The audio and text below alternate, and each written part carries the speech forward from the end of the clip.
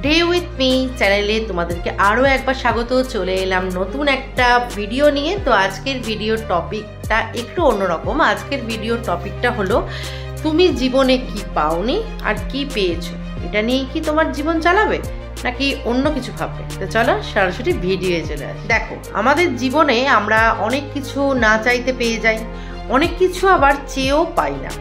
তো আমরা যদি এখন এটার হিসাব করতে থাকি যে আমাদের জীবনে আমরা কি পেলাম না আর কি পেলাম, সেইটা যদি হিসেব করতে থাকি তাহলে কিন্তু বড়ই মুশকিল। কারণ আমরা বেশিরভাগ মানুষেরা কি পেলাম সেটার হিসেব কিন্তু খুব একটা আমরা করি না। আমরা কিন্তু বেশিরভাগ হিসেবটাই করি যে জীবনে কি কি পেলাম না।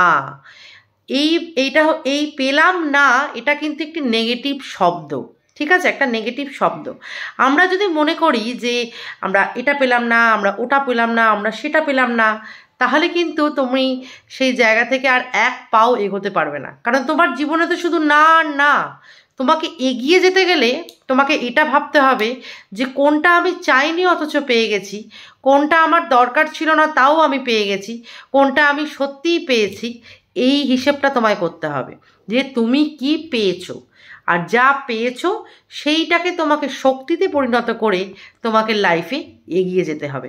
তুমি যদি সত্যিই কিছু করতে চাও, যে না আমি জীবনে কিছু করতে চাই, শুধু খেয়ে দে ঘুম আরাম এটা ছাড়া আমি জীবনে কিছু করতে চাই, আমি জীবনে এগোতে চাই, নিজের পায়ে দাঁড়াতে চাই, তাহলে অবশ্যই জীবনে কি পেলাম না এই ভাবনাটা মাথা থেকে পুরোপুরি বার করে দাও। কারণ জীবনের না পাওয়ার সংখ্যা অনেক থাকে, তার থেকেও বেশি থাকে আমাদের পাওয়ার সংখ্যা। কিন্তু আমরা পাওয়াগুলোকে গুরুত্ব দিই না, কারণ সেটা আমরা পেয়ে গেছি, সেটা যখন প্রয়োজন ছিল তখন পেয়ে গেছি, তার গুরুত্ব শেষ হয়ে গেছে। কিন্তু এটা করাটা ঠিক নয়। সবসময় আমাদের মনে রাখতে হবে যে আমরা কি পেয়েছি এবং সেই পাওয়াটাকে আঁকড়ে ধরে আমরা আরও যে কিছু অ্যাচিভ করব, আমরা যে গোলে পৌঁছাবো সেই রাস্তায় কিন্তু হাঁটতে হবে। কারণ জীবনে কিন্তু পাওয়া না পাওয়া, সুখ দুঃখ ভালোবাসা, এগুলো সব কিছু নিয়েই আমাদের জীবন। কোনোদিন কারোর জীবনে এরকম হতেই পারে না যে সে শুধু আরাম করে গেছে সারা জীবন ধরে।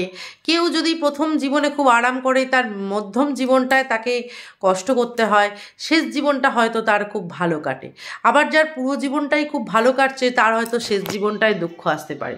তো এগুলোকে ধরেই আমাদের চলতে হবে যে না, আমরা কোনো না কোনোভাবেই কোনো গর্তে পড়ে যেতে পারি।